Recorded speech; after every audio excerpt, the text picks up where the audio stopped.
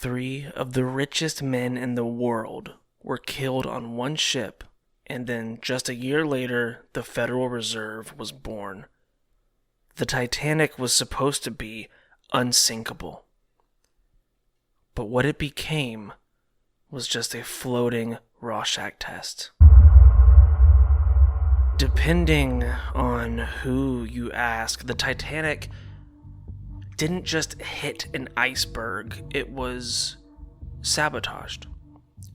It was swapped with its sister ship. It was blown up from the inside, and somehow, always somehow, this ends with the Federal Reserve.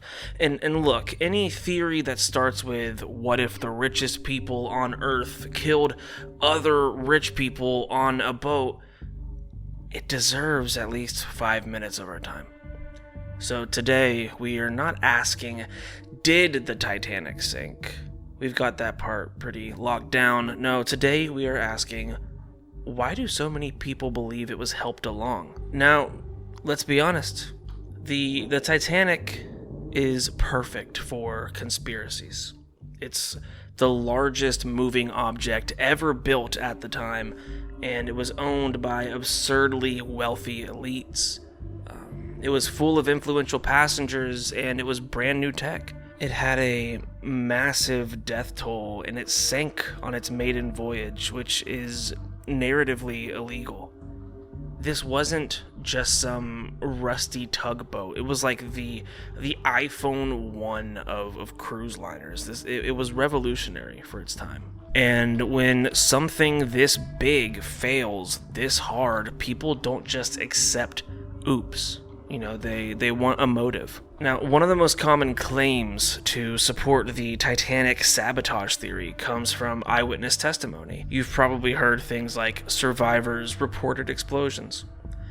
And the tricky part is that's not a lie. Actual survivor testimony often includes loud booms, violent shuddering, sensations like shockwaves, reports of something giving way deep inside the ship. And if you're trapped on a steel box ripping itself apart in the dark, your brain doesn't just go, for sure it's structural failure.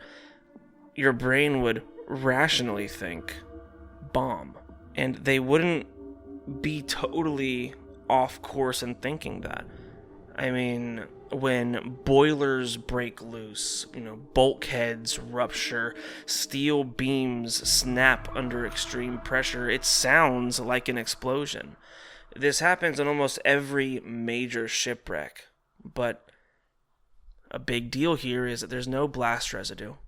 There's no shrapnel, no burn patterns, just physics. But still, if, like me, you already distrust the elites, especially now with all of the files that we're seeing, that boom starts to feel very intentional. But trust me, survivors hearing explosions on the boat is just the tip of the iceberg. Get it? I said iceberg because it's a Titanic video. Now, the coal fire theory. To me, this one does actually hold a good bit of weight. Before the Titanic ever left the port, there was a coal bunker fire on board. Now, this isn't disputed, this is documented, and it's worth noting that coal fires burn extremely hot. They're very hard to extinguish, and they can weaken steel over time. And there are photographs showing a darkened section of the hull near where the iceberg struck. So the theory goes that the fire weakened the ship's structure, and management knew, and they decided to sail anyway to avoid delays and bad press, and the iceberg just finished the job. This doesn't require murder. It just requires negligence. And sadly, historically, negligence clears murder by a landslide. Just ask the Branch Davidians. Am I right, fellas? The ATF did nothing wrong in Waco, Texas in 1993. I love the government. I'm a huge fan. Huge fan of the government. And when it's tax season, I give so gleefully. I'm usually so thrilled. Not usually, I'm always so thrilled to give the government my money so they can kill more people and stick their nose and other things where they don't fucking belong. The French had this cool little invention. Joking. Speaking of the French, the ship swap theory. Now, this has nothing to do with the French. I just needed a segue. The ship swap theory is kind of like the heavyweight champ when it comes to like the Titanic conspiracy theories. And before the Titanic was the Olympic. It was like the other big ship. It was the pre-Titanic, right? And the claim is that the Titanic was secretly swapped with its sister ship, the Olympic. And the Olympic was already damaged and was kind of already being phased out, and the sinking was just an insurance scam. Why people buy this is that the ships look almost identical, and the White Star Line, which they owned the Olympic and the Titanic, they were undergoing pretty intense financial pressure, and on top of all that, insurance payouts sound very juicy. Just ask a little guy named Larry Silverstein, the dude who was leasing the World Trade Center when 9/11 happened. The guy who got a $4.55 billion insurance payout. He did nothing wrong. And I love the government.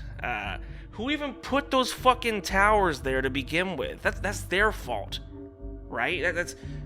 That's on them. The fucking architect who was like, right there is good. Fuck you, dude. You put those towers in the way of those innocent planes, you dick. It's just Larry Silverstein got lucky when he took out that very unorthodox insurance policy that covers terrorism. He got lucky, and he got lucky that he wasn't there that day because he had a dermatologist appointment that his wife scheduled for him when he hadn't missed a day ever. It's all luck and it's coincidence, and nothing is real. Nothing is real, and the government's awesome. The government is super cool. I love them. Don't hurt me. This is all jokes. These are all jokes. I love you, government. I love you, government. You didn't do nothing wrong. But why the sister swap theory kind of collapses a bit is the structural differences between the ships. There were differences. Like they were slight but noticeable, I would say. I'll put pictures up. You'll see. But really, what it kind of comes to for me, like where this theory breaks for me, is thousands of like dock workers and crew. They would have had to have stayed silent forever, and you're not paying off that many people, and you're also not like threatening that many people into silence for that long. Just historically, that's never worked, and I don't think that the Titanic is the only exception. That just doesn't make much sense to me. And then on top of that, the insurance payout that the White Star Line got for the Titanic didn't even cover the loss. So it wasn't some insurance scam. And again, any theory that would require every dock worker in Belfast to be the most loyal employee of all time is already pretty wobbly at best. So I genuinely don't think that the ship swap theory really holds too much weight. I think that the coal-fired theory is kind of more credible, if we had to say that it was a conspiracy at all. But like I mentioned earlier, all of these theories, right, if they are threads, if you pull the thread hard enough and long enough, it always goes back to the Federal Reserve, which could make you question, Brandon, what is the Federal Reserve? And slightly less importantly, why does the Federal Reserve get dragged into this shipwreck so often? Really, it's because the foundations of conspiracy theories aren't always born through mechanics. Some are. Some definitely are. But most of the time, they are born through motive. And to understand why the Fed feels sinister in this story, and in every story ever, we need to understand what it actually is. And why people have never actually trusted it, like since its conception. So the Federal Reserve, created in 1913, is the central banking system of the United States. Its responsibilities include managing the money supply, stabilizing the banking system, acting as a lender of last resort, and this is the big one here, influencing interest rates to control inflation and employment. That's a big one. I'm not going to get too much into that, but just think about it. That's a big one. This wasn't created out of greed alone, though. It was permitted out of fear. Between the 1800s and the early 1900s, the U.S. economy was a disaster. Like, we had bank runs and market crashes, financial panics, and all of them had no coordinated response from the government. And the worst was the Panic of 1907, which is when the entire financial system nearly collapsed due to the Heinz brothers and banker Charles W. Morse when they tried to short squeeze the United Copper stock, and the value just tanked. And it took with it the rest of the market.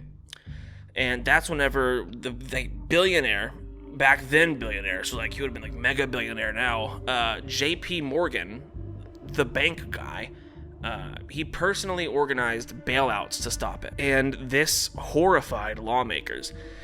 To be fair, you know, to give any kind of, I don't know, generosity to these lawmakers back then, which, whatever, it wasn't let's rule the world, at least from the public like standing. It was, we can't let the economy depend on whether one rich guy feels generous, which in theory, yeah, that makes sense. You know, you don't want your entire economy, like you don't want your backup plan to be, is the rich guy going to save us? Because what happens when the rich guy is like, no, and he just moves and takes his money somewhere else? That is, unless you believe that the 1907 financial panic was intentional, which opened the door for centralized banking power in the US, which has been something that elites had been pushing for since the beginning of the country.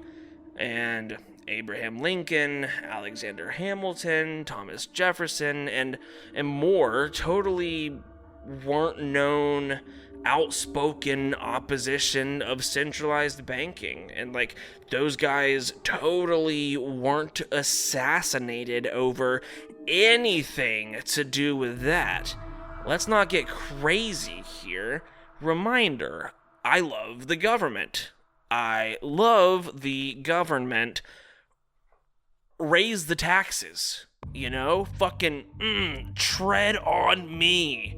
I love it. Government, fucking tread on me. Raise the taxes. You guys rule. I love it. More inflation. Give it all. Now, some people, totally not me, would have a bunch of criticisms of the Fed, you know, and suspicion is understandable. And here is the part conspiracy theories really feed on. Again, I disagree. I think the Federal Reserve is super, super cool. So is the government. I'm hoping that is portrayed very clearly in this video, and the government should know I'm on your side. Not you, the people, you, the government. I'm on your side. But the first criticism is massive power and limited accountability. The Fed can raise and lower interest rates. They can expand or shrink the money supply, and they can either trigger recessions or prevent them. Now, they can do all of this while being largely insulated from direct voter control. That alone makes people nervous, and not irrationally. They can fuck with your money and you have no say in it.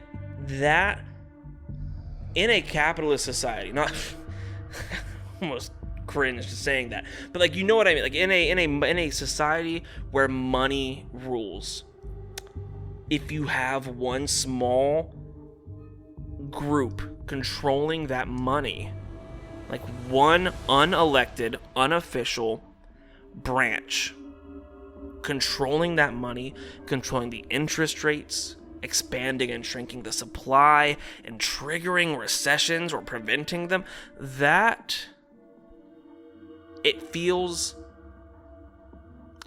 violating to have somebody make those kind of decisions on behalf of your value. And that's a lot. That is a lot.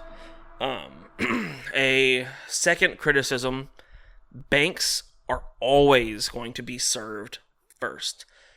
During financial crises, the Fed will always bail out banks, stabilize markets, and protect institutions deemed too big to fail long before they step in to help the citizen.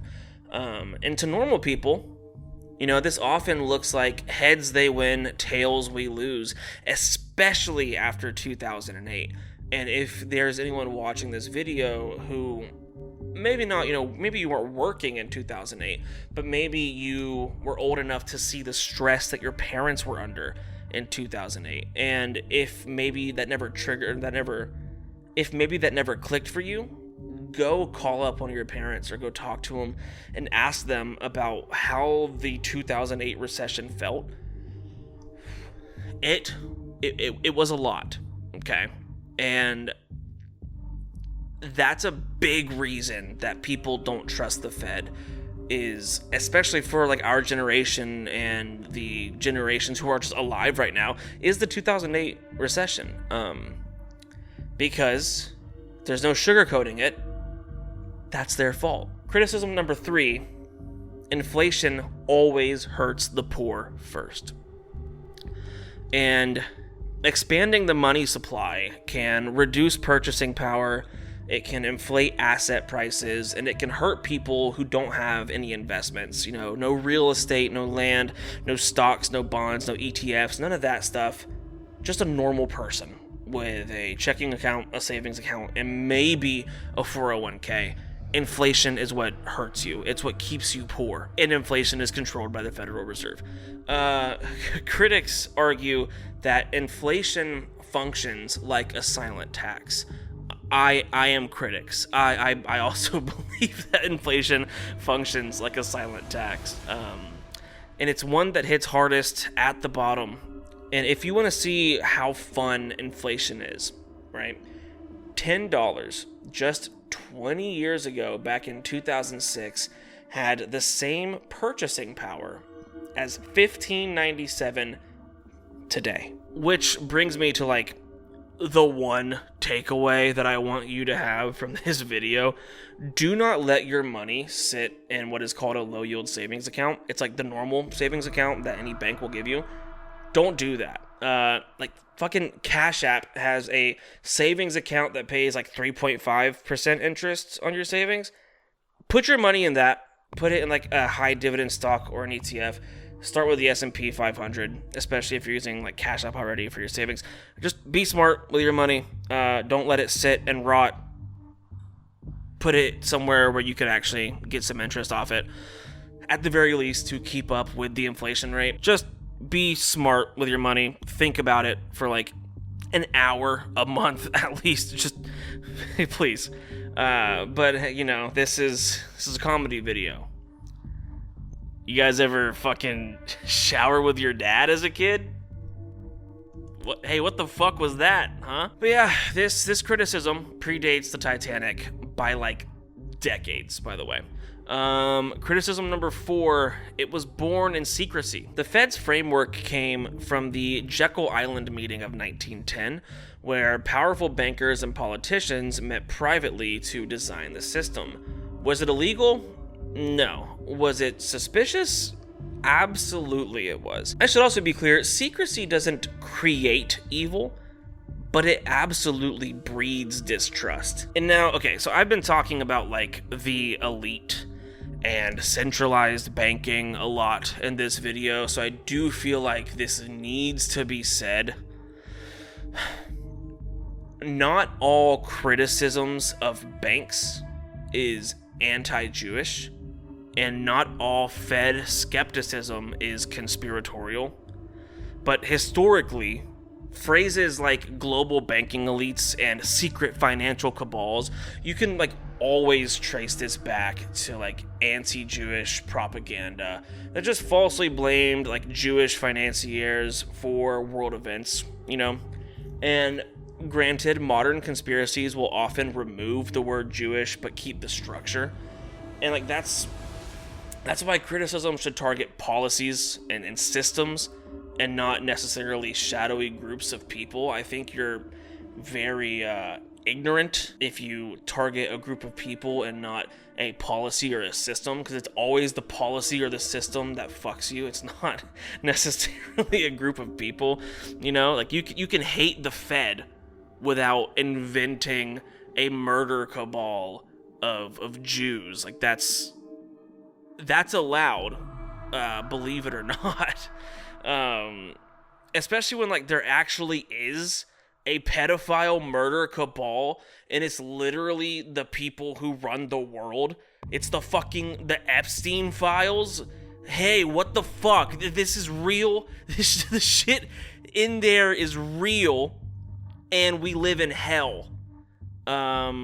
We live in hell, and Prince Andrew and Epstein are like eating babies while Trump is giving Kirk to Clinton. This is hell. We live in hell. Go to church, maybe. The Titanic Fed claim itself. The claim goes that wealthy men opposed the Federal Reserve, namely Astor, Guggenheim, and Strauss. Those men died aboard the Titanic, and the Fed was passed shortly afterward. And yes, history is full of reformers and populists who died under suspicious or tragic circumstances, and that doesn't make this theory true, but it does explain why it sticks. Humans are pattern machines. We can't help to notice patterns in like everything, but there is a fatal problem in the Federal Reserve sank the Titanic to kill the biggest ops so that they can pass it. The biggest problem here is that there's no evidence that Astor, Guggenheim, or Strauss were major obstacles to the Fed. There's no evidence that their deaths advanced the legislation, and there's no evidence that sinking the Titanic would have solved anything. The Federal Reserve was already in motion, and if your plan relies on an iceberg, the weather, and killing hundreds of unrelated people, that's not strategy, that's gambling. And when you really get into a lot of like the deeper conspiracies, no pun intended, but like this one is like tip of the iceberg stuff. The deeper you get with these things, you really start to notice and realize, I would say, that the people who are at the top, the ones who actually do the shady, tragic things, they don't take chance. You know, real power just doesn't gamble like that. But in conclusion, the Titanic didn't need the Federal Reserve to sink it. It already had corporate pressure, human arrogance, safety failures, and an iceberg doing its absolute best. The conspiracy survives because it gives chaos a villain. But sometimes the scariest answer is also the simplest. No cabal, no mastermind, just steel, ice, and hubris. But alright, that's all I got. God bless. Peace.